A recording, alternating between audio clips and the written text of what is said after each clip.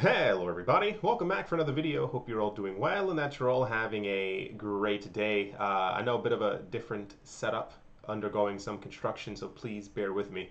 As always, a free way to support the channel is by leaving a thumbs up, by leaving a comment, by leaving comments, or by subscribing if you have not already done so. And without further ado, let's jump right into it. There was very little price news today. I was actually quite surprised. There was almost nothing. To be fair, the cryptocurrency market, at least at the time of me making this video, is trending basically sideways. It's a very weird look. We received a large amount of very good news over the last couple of weeks even. However, once again, understand that our market, the same as many other markets, are actually being manipulated right now. And I think the major takeaway for our market is that it seems a bit easier to do, especially when we have so many people who are not on our side. This was mentioned by someone else a couple of days ago.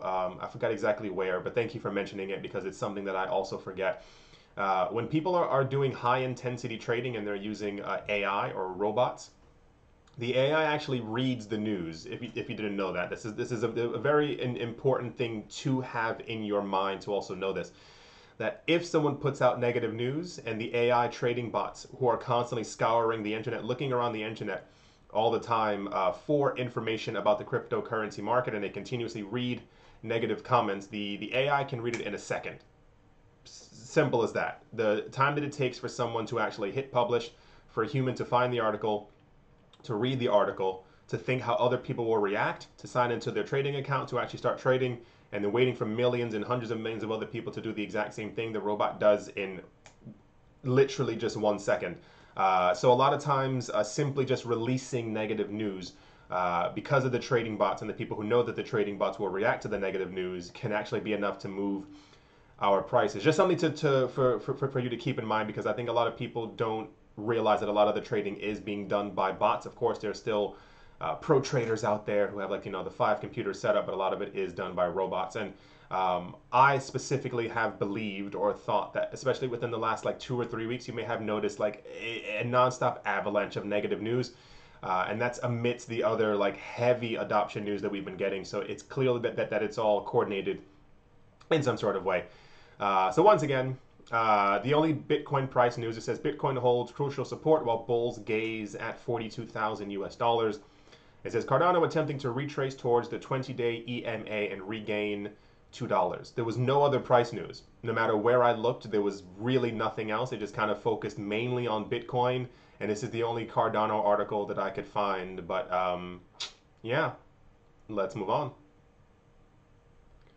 Now, there's going to be a lot of stupid news in this video. I normally have like an entire video section dedicated to stupid news, but everything that I looked at just kind of focused very heavily in this one direction.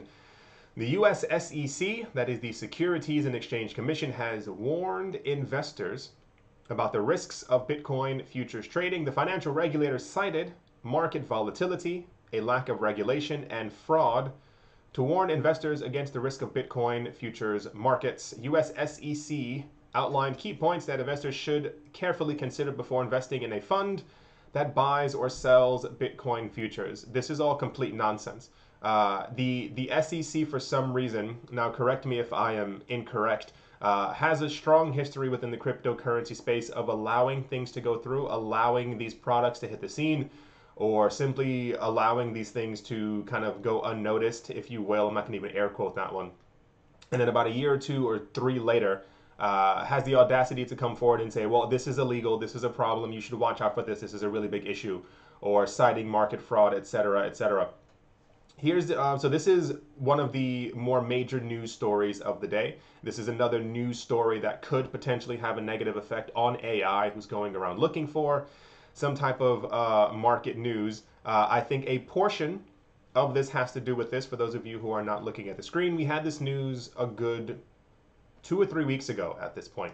CME Group announced that they were going to be launching micro Bitcoin futures, which were going to be fractions of fractions of fractions of the normal size of a Bitcoin future. And basically the idea was that it would allow more people to be able to enter into the Bitcoin futures market, because if you were trading a single Bitcoin futures contract, It may have actually cost you 35, 45, 55, $65,000 wherever Bitcoin's price was. However, I believe a macro future is 1/100th of 1/10, excuse me, 1/10 the size of a Bitcoin, therefore making it a bit easier. If you're trying to trade Bitcoin futures and let's say you have only 7 or 8,000, you can then trade 3 contracts as opposed to being able to trade none.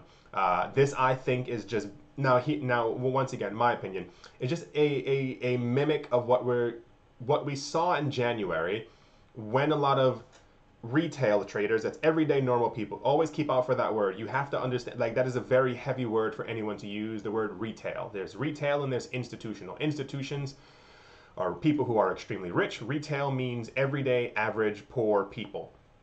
We see a lot of people, retail people, who keep getting into the cryptocurrency market and other financial markets, and they're making really good money. Part of the problem is that, and I know it sounds stupid, and I know it sounds tinfoil hatty, but this is just how things are. You can even find the videos that we had earlier in January and February of this year.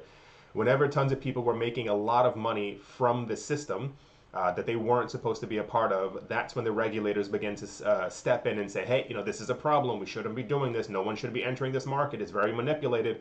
The same exact thing with the AMC and the GameStop stock.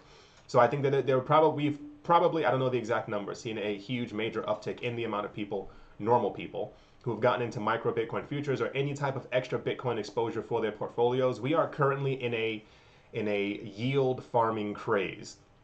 It's not just within the cryptocurrency space, it's everywhere. Everyone's trying to figure out how to make more money because everyone realizes, at least to a larger extent, that the US dollar is crumbling before our eyes, regardless of what anyone tells you, regardless of what you hear. We all know what's taking place. The banks know what's taking place, and the countries around us also know what's taking place. So this is why you may have seen the prices of homes and other assets increasing quite rapidly over the last year, even though the US dollar is devaluing. That's actually, you're witnessing inflation. Oddly enough, this is exactly what it is, but at the same exact time, people are taking their money out of old investments and trying to push them into new ones. And with that movement of money, you're going to get people who hear the word Bitcoin and go, I don't really care for Bitcoin itself. However, I've used CME before and I'm going to start trading a micro Bitcoin future. So what I think is that normal people have been getting into it. And this is why the SEC is stepping in right now. And I call shenanigans or nonsense on them now announcing that is where is it? Market volatility, lack of regulation, and fraud, yada yada yada. For those of you who've never seen this article, I love it. Like, and I'm very glad that this person said it as well. This is an article from 2000. It says October 22nd, 2019. We found out because this guy said open and out loud. He said, or rather it says, the Trump administration acted to deflate the Bitcoin bubble of 2017 by allowing the introduction of futures products, a former official said on Monday. Basically what this guy announced was that the only reason why we have, and I've read this before, just for reference, the only reason why we have Bitcoin futures now was to actually bring down the price of Bitcoin. They assumed that allowing Bitcoin futures to go through and not Bitcoin ETFs, which had more filings. If we had more Bitcoin ETFs, the price of Bitcoin would have continued to rise because companies would have started to accumulate the actual Bitcoin itself. But as we actually had Bitcoin futures, companies and institutions were allowed to throw billions at the market and actually bet against the market. And that's the reason, if you have enough people betting against the market, that causes our prices to drop. And this is exactly where we were. So the reference point is not that the Trump administration allowed this through. It's more so that we've had Bitcoin futures since 2017. I'm pretty sure that they're seeing a lot of retail or normal investors getting into the cryptocurrency space right now, and this is why they're warning of it. Why not warn people in 2017? Because you knew in 2017 the only people who would be getting into Bitcoin futures would be rich people who would be able to manipulate the market. So that's the SEC news. This was quite popular. Anytime we get news about anything that the SEC does, it's clear that these people are just here to manipulate the market. There's a reason why the former head of the SEC, the guy supposed to be controlling and regulating the entire thing, launched a lawsuit against Ripple on his last day in office. These people don't actually care. It's always about money. It's about moving the market, and they wanted to move it in their favor. So anyway, that's the SEC news, and let's move on. Also, once again, like I said, this is a lot of negative news, but it's the news that we have, and this is why it's being placed in the stupid news category. The International Monetary Fund has warned of a number of macroeconomic, financial, and legal issues surrounding El Salvador making Bitcoin legal tender. They said crypto assets can pose significant risks and effective regulatory measures are very important when dealing with them. This was said by an IMF spokesperson. The International Monetary Fund raised a number of legal concerns Thursday regarding El Salvador making Bitcoin a legal tender while equal footing with the US dollar. With the recent approval of the Bitcoin law proposed by the president, has become the first country in the world to adopt Bitcoin as legal tender. So the problem is, you may have noticed, is you can't do this. It's not that you can't do this, it's that you can't do this. If you understand the tone of my voice, I'll explain to you. The US dollar is the world reserve currency. Everyone has to bow to the US dollar. When you find a way to not bow to the US dollar and make sure that there's another currency that is on legal par in your country or anywhere else on this world that is as high as the US dollar, that causes some problems. I would not be surprised at all. The way to get this under control is by putting El Salvador under some type of a U.S. sanction. Either having them have a harder time to use the U.S. dollar, or say that they can't do X, Y, and Z, the same exact thing as Iraq, Iran, and all these other countries who the U.S. claims to not like, but still deals with them. Because the current situation that we have is that there are multiple countries who are announcing that they're thinking of making Bitcoin legal tender or allowing Bitcoin in some sort of capacity within their country. This is a very big no-no. You know why. So, of course, this is major news. We don't have to even spend too much time or dwell on it. It's the fact that, do you remember, and I wish I had this tab here. You can find it on your local search engine. If you type in IMF, meaning International Monetary Fund, 3 countries Bitcoin fund.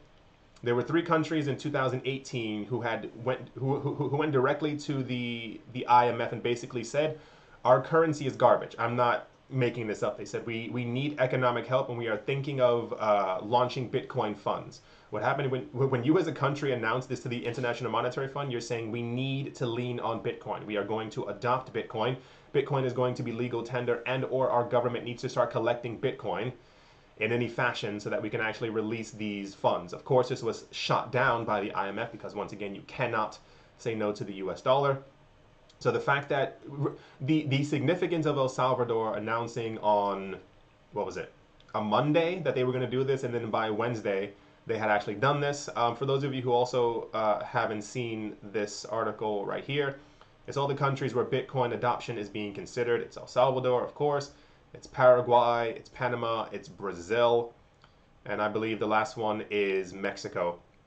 And these are just the ones who've openly, at some point, come out to actually say that they're... Oh, there's also Argentina, forgot to scroll down, and it says, is Latin America adopting Bitcoin? Obviously. A lot of this region, a lot of this entire continent has been knocked out of the economic system because of the principles of the US dollar and who the US dollar says it can play friendly with. So expect a lot of backlash from this. I think they're supposed to be having a discussion sometime relatively soon. I think someone from the IMF is going to go to El Salvador to have a discussion with them about it. Oh yeah, also in the news, I don't have it in here as well. The president of El Salvador said that they're also going to be mining Bitcoin. Surprise! Using, this is the actual surprise, using volcanoes. He said, I've just instructed the president of Lageo to put a plan to offer facilities for Bitcoin mining with very cheap, 100% clean, 100% renewable, zero emissions energy from our volcanoes. This is going to evolve fast. I would love to see that process because I think I live in like a cartoon world and can only imagine things kind of like melting as they get near a volcano. So, of course, the IMF has a problem with it because I'm pretty sure they were told by people in the US that you have to have a problem with this. And without further ado, let's move on. Very weird news today. I tried warning you in some sort of capacity because this is what we're into, is that there's such a huge tug of war that's taking place, and we're just witnessing it every single day. And this is why we see a lot of the volatility in the prices, but a lot of this news is also put forward because they want prices to be this volatile. It says the Bitcoin Mining Council has made a formal debut on Thursday as the debate regarding the environmental impact of digital asset intensifies. This is also complete nonsense. A lot of the people who are putting forth these ideas that Bitcoin uses so much electricity, if you look really deep into it, are the people who are the producers of batteries around the world, or the people who are dumping in landfills. These people don't actually care. They're just looking for a new narrative to try and throw at Bitcoin. The Bitcoin Mining Council describes itself as a voluntary and open forum of Bitcoin miners committed to the network and its core principles. Its mandate is to promote transparency, endorse good practices, and foster Bitcoin education according to the official website. For those of you who were not here sometime last week or maybe over the last 2 weeks, the major problem that a lot of people are having is Elon Musk came out basically saying that he loved Bitcoin and that he loved Dogecoin and that he hates Bitcoin. He posted something with like a heartbreak emoji of him next to Bitcoin or whatever the weird, crazy, wacky thing that Elon Musk did. And at the same exact time, he's been one of the loudest voices saying that Bitcoin uses far too much electricity when mining. So, in the spirit of centralization, Michael Saylor and Elon Musk decided to get together to form something called the Bitcoin Mining Council. The idea being that the largest miners in the world would somehow get together and they would all be able to discuss exactly what the next steps were for the Bitcoin mining regime, whatever word you kind of want to throw next to it. Part of the issue is, once again, that this is meant to be a decentralized space. So there are not supposed to be 6 billionaires sitting inside of a room deciding what happens to the rest of the industry, but this is exactly what's happening. And the way of trying to save face about this, it says it's somewhere around here. The organization consists of a group of energy-conscious, North American Bitcoin mining companies. It was first suggested by Elon Musk in a tweet in late May, but he has since clarified that he will have no role at the council. The site goes on to underline this point, and they had to underline it because they knew that it was an issue. It says Elon Musk has no role at the BMC. The extent of his involvement was joining an educational call with a group of North American companies to discuss Bitcoin mining. That's probably also a lie. Elon Musk probably thought he was going to be the leader of this Bitcoin Mining Council, but he's now he's a massive pariah. And even people in the normal economic world don't like him anymore. He's constantly trying to move markets. He knows exactly what he's doing. I refuse to believe that this guy who's made billions of dollars has no economic understanding of the weight of his messages, of his texts, of anything like that, or his tweets, whatever that he's putting out there, that he simply just goes, well, I didn't know that that would move the price of Bitcoin or Tesla or anything else that I'm actively mentioning. So they made sure to note on the website, no, Elon Musk is not here, because they know that there would have been some type of backlash if he had actually been in this council. The point is this council should not exist. It is made for the richest people to try and decide exactly what's going to happen with Bitcoin. This is going to become a major issue as the years go on, but it's also the fault, I can't say that. I was going to say it's the fault of the wider market, but this is what happens when you don't pay attention to Bitcoin. You start collecting other trashy altcoins, and then all the Bitcoin that there is to accumulate is accumulated by the richest people on the planet with no one else paying attention. And eventually, when they hold so much Bitcoin, they are able to make these decisions and have these discussions because they have all the mining equipment. So anyway, that's this was also quite popular. I decided to only have one tab here because I simply, it's not that I don't care, but it's like these people are going to do exactly what they want to do. They've been looking for ways for years to try and get control of the market in some sort of way. They already control nearly all the coins because they're the ones who are buying it up every single day. Now they're going to control the mining of it. The worst part is going to be in the future when this happens, that other people are going to start trying to mine Bitcoin, and they're going to be told by this council, no, I'm sorry, you can't do that, or you need to have X amount of something to be able to actually join the council. It's because it's for the rich. And this goes completely against the idea of what Bitcoin is, but no one remembers what the idea of Bitcoin is because people only care about Bitcoin's price. So that's the Bitcoin Mining Council news. And let's move on. Next up in, sure, why not obvious news. American billionaire hedge fund manager Mark Lasry said he should have bought a lot more Bitcoin a few years ago. The terrible part being, I'm pretty sure this man probably owns, I would say, high 5 figures, if not low 6 figures. He's already a billionaire. You don't need any more Bitcoin. During a CNBC Squawk Box interview, Lasry commented on Bitcoin's performance in 2020's bull run. He regrets not buying more as the price surge happened a lot quicker than he thought, mainly due to institutional investors embracing cryptocurrencies and widespread adoption by governments and other corporations. He said, I think the probability, as more and more people start using Bitcoin, I think it's going to keep going up. Logically, it happened a lot quicker than I thought it would. I should have bought a lot more. That was my mistake. Don't worry, you can still buy a lot because I'm pretty sure you already have a huge amount of Bitcoin. This was also quite popular news. I'm not really sure why. I think it happens anytime that the word hedge fund manager and Bitcoin are anywhere near the same exact sentence. We had this for that guy, Scaramucci, who also said he should have bought a lot more. What was the other one? It's not Pompliano. There's another hedge fund manager guy. They've all said the exact same thing. Once again, you know, Bitcoin is extremely finite. I know we all wish that at some point we had bought more Bitcoin, but it always a little bit annoying when the people who like there are people who I know who barely barely have a tenth of a Bitcoin, and then to have someone standing next to them and going, "Oh my gosh, I only have 150,000 Bitcoin. I wish I bought more." It's kind of like, I think you're fine. Like if Bitcoin goes to 1 million, you're richer. If Bitcoin goes down to zero, you're still a billionaire. So there's no real loss in it for you. Anyway, that's hedge fund man news. And let's move on. Next up, I figured this would happen, but alas, here we are. A group of 6 cryptocurrency owners have filed a class action lawsuit against Coinbase, claiming the company wrongfully locked them out of their accounts for periods of up to several months. The group is seeking damages of more than $5 million for themselves and any other Coinbase user who registered an account in the last 4 years and who likewise got barred from accessing their account for a prolonged period of time. I've seen an enormous amount of people in the comment section telling me that this has happened to them, and I think this is part of the reason why I'm making sure to kind of mention it. In a complaint filed on Friday in San Francisco, Joseph Trezeder of Oklahoma claimed he deposited $30,000 last December to purchase XRP, but that a month later, he received an error message saying his login credentials were not valid. Despite phoning and emailing the company multiple times and completing requested measures to verify his identity, Trezeder says it took Coinbase months to restore his account. Trezeder and others say being frozen out of their accounts prevented them from trading or withdrawing their funds, and in some cases caused them to lose money when prices fell. They blame Coinbase. I mean, yeah, that's bound to happen. This is full circle. I mean, Coinbase, even before the alleged locking people out of their accounts, Coinbase had this issue where every single time that there was any type of heavy market volatility, that people, the entire website would stop working.